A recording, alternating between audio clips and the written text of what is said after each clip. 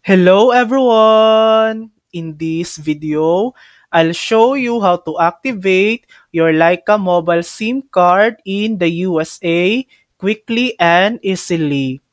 First, insert your Leica mobile SIM card into your phone and turn it on.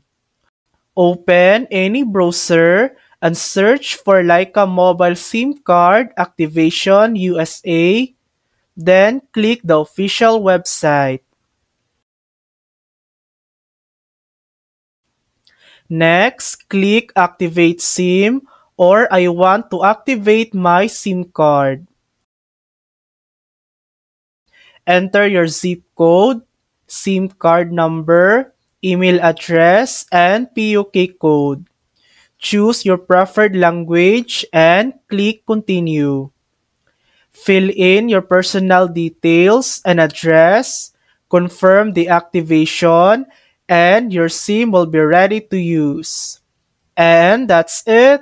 Your Leica mobile SIM card is now active and ready to make calls, send texts, and use data in the USA. Thanks for watching! If this video helped you, please like and subscribe for more helpful tutorials.